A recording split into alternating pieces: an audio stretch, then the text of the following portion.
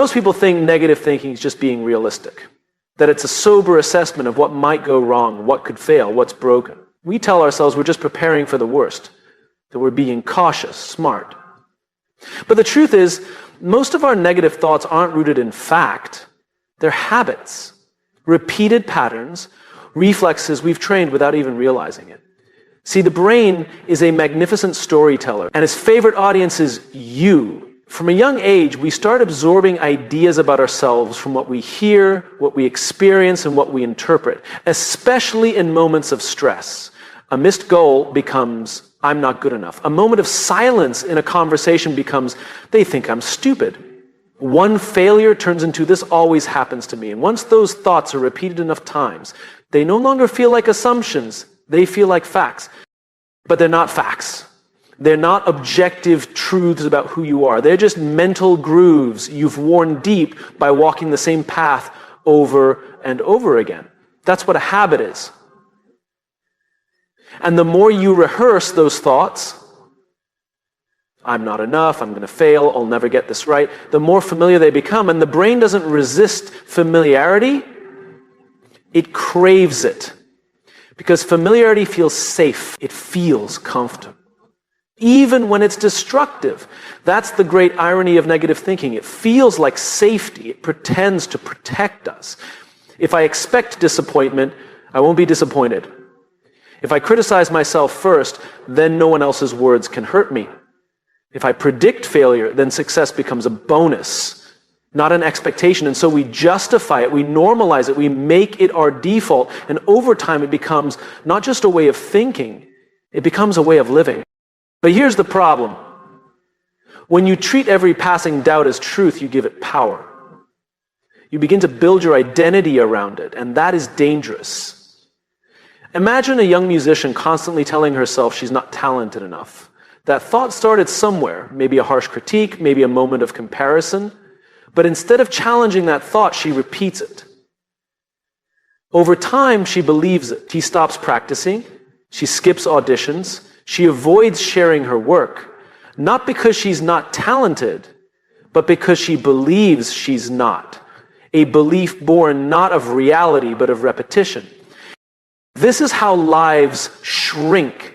Not because people lack ability or opportunity, but because they allow their internal narrative to shrink their vision. It's not the outer world that limits them. It's the voice in their head, quietly whispering, you can't, over and over until it becomes a soundtrack playing in the background of everything they do. And if you think this is just about individuals, think again. This habit of negativity shows up in teams and companies and cultures. When leaders expect failure, when teammates assume the worst, when organizations fear change, those are not just strategic decisions, they're habits. Habits rooted in years of reacting to mistakes with blame instead of learning, with fear instead of curiosity. And those habits, just like individuals, kill growth. Now, here's the good news. Habits can be broken. But it doesn't start with force, it starts with awareness. The first step to killing your negative thinking is to recognize that it is just that. Thinking.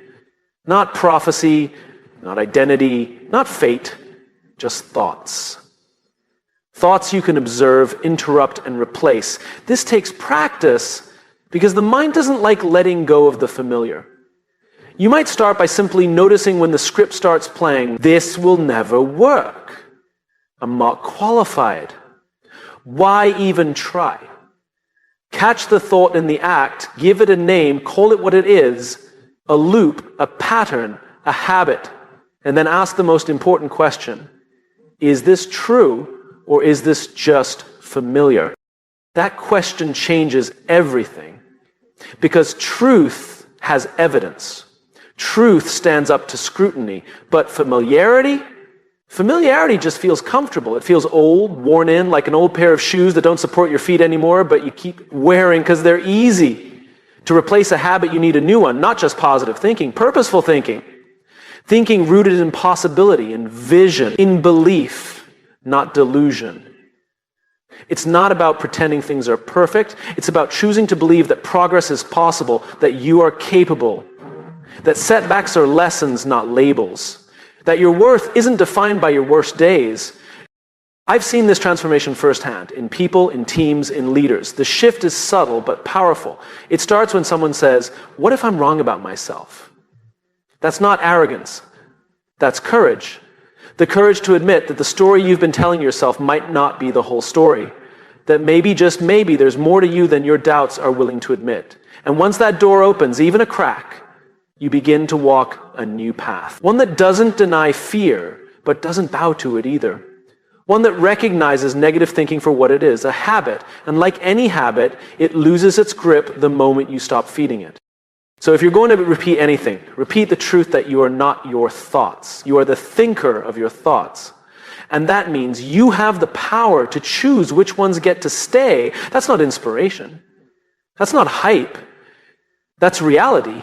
You don't need to kill your negative thoughts with force. You kill them by starving them, by refusing to give them your belief, your attention, your loyalty, because belief is fuel, and what you feed grows. Feed the thoughts that serve you, starve the ones that don't. It really is that simple. Not easy, but simple. And everything changes when you start there. We like to think we're rational creatures, that our thoughts are the result of careful analysis, objective reasoning, and logical conclusions. But more often than not, the mind doesn't operate based on logic. It operates based on patterns. What you tell it often enough, it starts to believe. Not because it's true, not because it's proven, but because it's familiar. This is both the greatest danger and the greatest opportunity you'll ever have. Because repetition is the mechanism of belief. Whether it's true or false, uplifting or destructive, repeated thoughts become accepted thoughts. And once a thought is accepted, it starts to shape how you see the world and, more importantly, how you see yourself.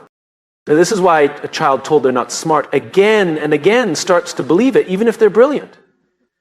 This is why someone who constantly tells themselves they're unlucky begins to see misfortune everywhere. They're not cursed. They're not broken. Their mind is simply doing its job, filtering reality through the lens it's been trained to wear. The mind has no moral compass. It doesn't check your thoughts for accuracy or fairness. It checks for frequency. Think something enough times and it becomes the lens through which everything else is interpreted. This is how biases are formed. Not just social or cultural ones, personal ones. Biases against our own potential, biases against our own abilities. And we don't even realize it's happening because it feels so normal. Let me put it simply, the mind is like a garden and repetition is the water. Water a thought daily, whether it's a weed or a flower, and it will grow. And once it grows, it spreads. One negative belief doesn't stay isolated. It creeps into other areas. I'm bad at public speaking becomes, I'm bad with people. But it doesn't stop there. Because beliefs drive behavior. What you believe shapes what you attempt, what you pursue, what you dare to try. If your mind has been rehearsing failure for years, even the smallest challenge becomes intimidating. The brain says, why try? You know how this ends. And if you listen to that voice long enough, you stop trying altogether. Not because you can't succeed, but because you've rehearsed failure so often that it feels inevitable. That's the scary part. But here's the liberating truth. Repetition works both ways. You can use the exact same mechanism, the same mental wiring, to build belief instead of break it, to strengthen courage instead of fear, to grow resilience instead of insecurity. But it takes intentionality, because positive repetition doesn't happen by accident. Negative thoughts are often triggered by fear, stress, or old wounds. They sneak in. But empowering thoughts, those you have to choose. You have to speak them, write them, practice them. This isn't about fluffy affirmations or empty motivation. This is about neuroplasticity, the science-backed reality that your brain is always learning, always rewiring itself. And when you consistently repeat thoughts of capability, growth, or purpose, your brain starts building new connections. It starts reinforcing new pathways. And eventually those thoughts begin to feel natural, even automatic. This is why the most powerful thing you can do isn't to eliminate all negative thinking. That's impossible. The goal is to dilute it with better input, to outnumber it, to surround yourself with repetition that reinforces what you want to believe, not because you're delusional, but because you're designing your mental environment with intention. Think about an athlete before a competition. They don't say, I hope I don't mess up. They visualize success. They speak belief. They repeat mantras, routines, even gestures that trigger focus and confidence. Why? Because they understand that performance begins in the mind. And if the mind is trained to expect failure, the body will often follow. But if the mind is trained to expect strength, courage, and clarity, the body rises to match it. The same principle applies in everyday life. If you constantly say, I'm bad with people, you'll behave in ways that reinforce that belief. You'll avoid eye contact, you'll hold back in conversations, and then when people respond with distance, you'll say, see, I was right. But that's not confirmation, that's self-fulfilling prophecy. You weren't seeing reality, you were recreating it based on what your mind had rehearsed. Now, imagine flipping the script. Imagine saying, I'm learning to connect better with people. It's not a lie, it's a direction, a guiding statement. And the more you repeat it, the more you'll start to notice opportunities to grow in that area. You'll catch yourself being just a little more open, a little more present, a little more confident. And those moments build. Repetition leads to belief. Belief leads to behavior. And behavior creates new outcomes. This is not about perfection. You'll still have doubts.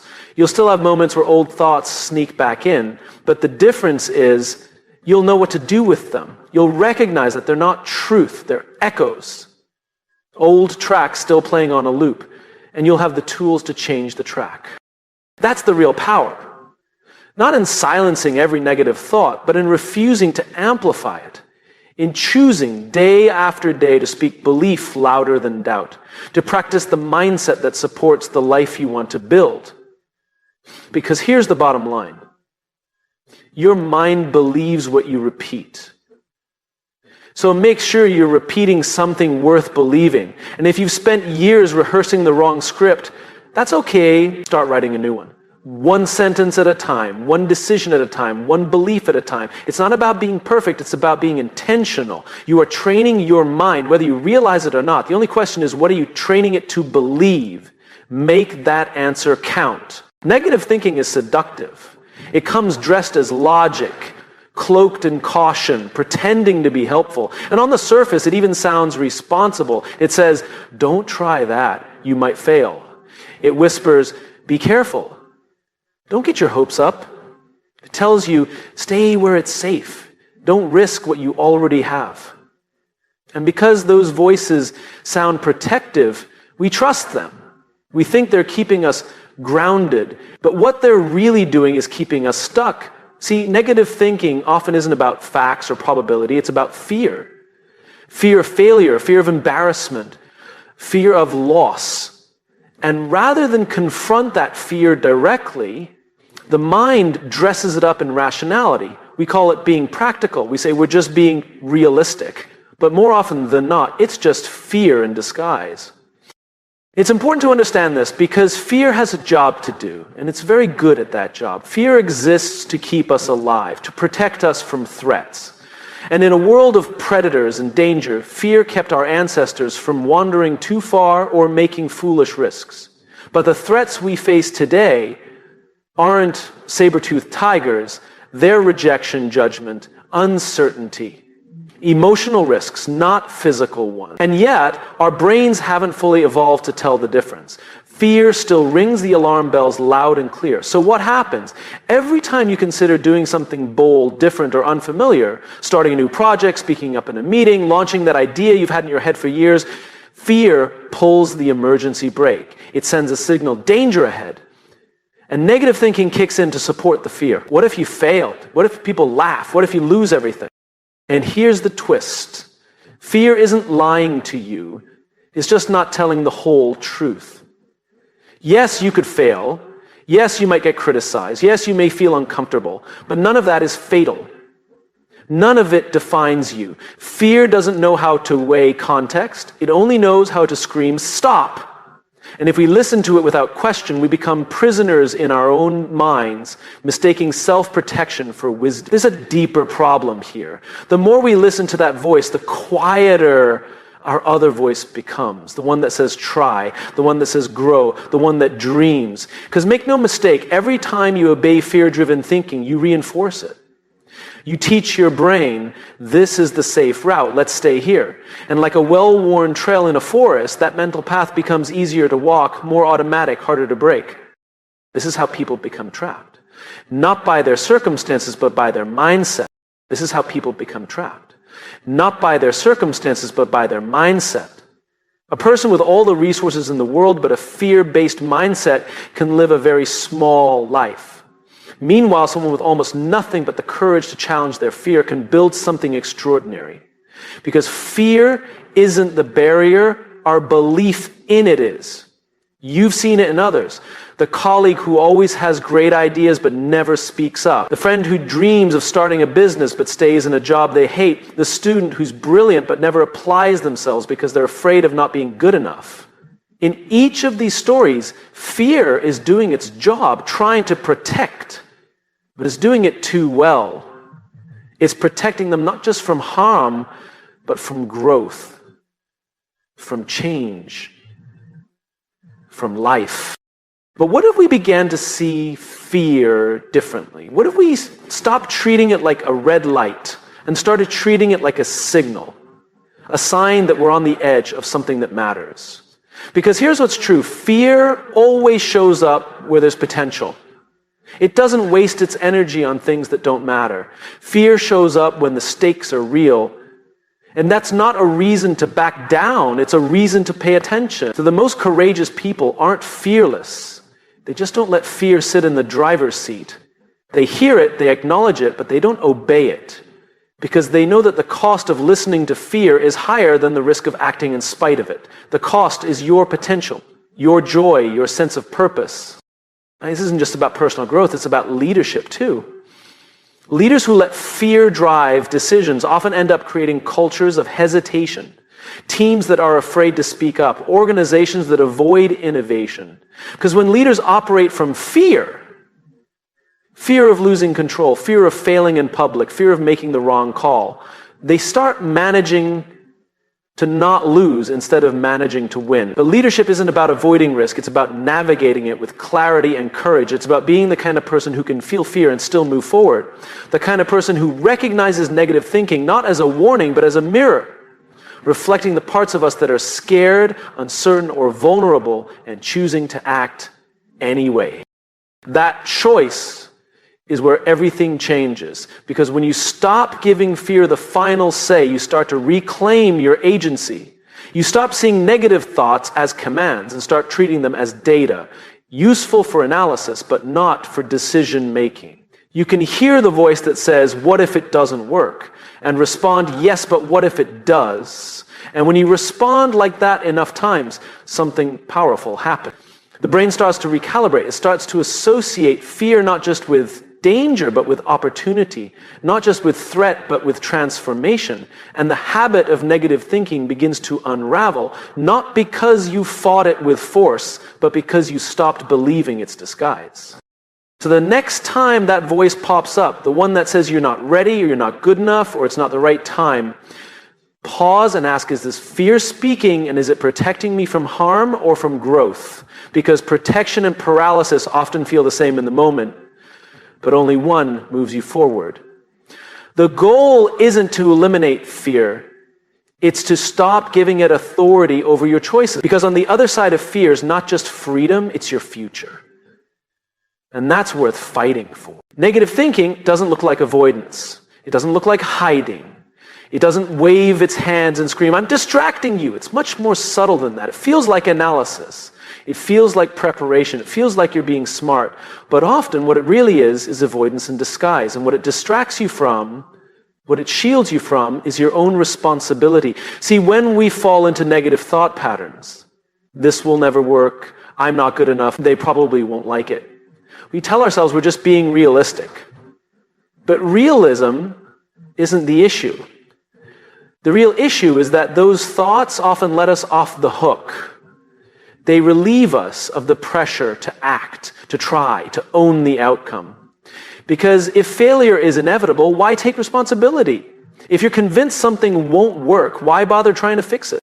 Negative thinking becomes a defense, a wall. It protects the ego from the sting of trying and falling short. It keeps you from having to risk your identity, your pride, your confidence. And so we use it, sometimes even unconsciously, as a tool to escape accountability. Not because we're lazy or incapable, but because responsibility is uncomfortable. It demands effort. Vulnerability, and yes, but the trade-off is enormous. Because when you hand your power to negative thinking, you're not just avoiding pain, you're avoiding possibility. You're stepping out of the game before it even begins. You're distracting yourself from what could be done, could be changed, could be grown, if only you were willing to carry the weight of trying.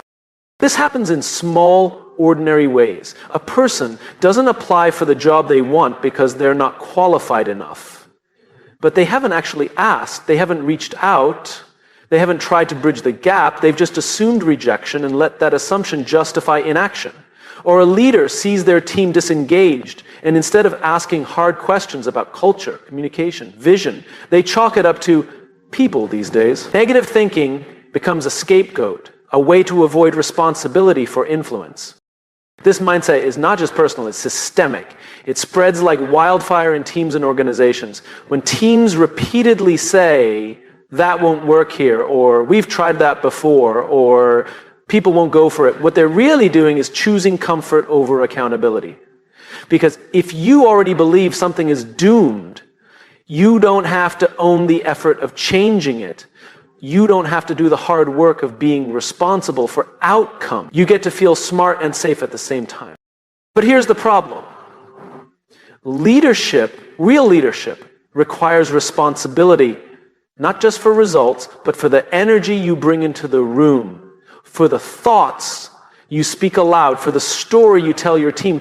Every time you default to negative thinking, you're not just commenting on reality, you're shaping it. You're creating a narrative that either mobilizes people or paralyzes them. And that's a choice, responsibility. The same applies to your personal growth. If you constantly think, I'll never be good at this, that becomes a self-fulfilling prophecy. Not because it's true, but because you've chosen to believe it instead of taking responsibility for improving. You've used negative thinking to protect yourself from the burden of showing up every day and doing the work, the real work, of practicing, learning, failing, adjusting. That work is heavy. It demands ownership, and negative thinking lets you set it down. But here's what people miss. Taking responsibility doesn't mean blaming yourself when things go wrong. It doesn't mean shame. It means responsibility, the ability to respond, the power to make a different choice, to act in the face of uncertainty, to influence your situation, even when the odds are unclear. That's what negative thinking steals from you, takes away your sense of agency, and it gives you back a story, a comforting, familiar, self-limiting story that says, this is just how it is. But it's not how it is, it's just how it feels, and feelings are not always facts, they are signals. And when negative thoughts show up, they are often pointing to a deeper truth, that there's something we're afraid to own, some outcome we don't want to be responsible for, some failure we don't want to face. But here's the irony. The moment you stop distracting yourself with all the reasons something might not work and actually take responsibility for making it work, something powerful happens. You shift from a passive observer to an active participant. You stop asking, what if I fail? And start asking, what can I do to increase the chance of success? You stop predicting doom and start creating strategy. And strategy always beats speculation. Responsibility is where change begins, always. And not just when things are going well. The true test is when the odds are stacked, when the fears are loud, when the path is unclear. That's when negative thinking comes knocking. And that's when your responsibility becomes your anchor. Not to be certain, not to be perfect, but to engage with clarity, with effort, and with ownership. And that kind of mindset changes everything, because once you choose to take responsibility, negative thinking loses its grip. It becomes background noise, not the director of the play. It's still there, sure, it always will be, but it no longer gets to run the show. You do, because here's the truth, you are responsible for the story you repeat. You are responsible for the thoughts you feed. You are responsible for the choices you make, even when fear wants to make them for you. That responsibility is not a burden, it's your power. And when you embrace it, when you own it fully, consistently, courageously, you don't just silence negativity, you outgrow it. Because you've stopped giving it your time, your energy, and your belief. And that's when real progress begins. There's a moment that happens in all of us. It doesn't come with fireworks. It doesn't come with some dramatic turning point. It's quiet. It's subtle. And that's what makes it so dangerous. It's the moment when your courage dies, not all at once, but in pieces. And what kills it isn't failure.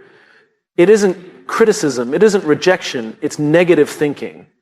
Persistent, internal, convincing negativity that whispers so often and so convincingly that you start to believe it. That's how courage dies, one thought at a time.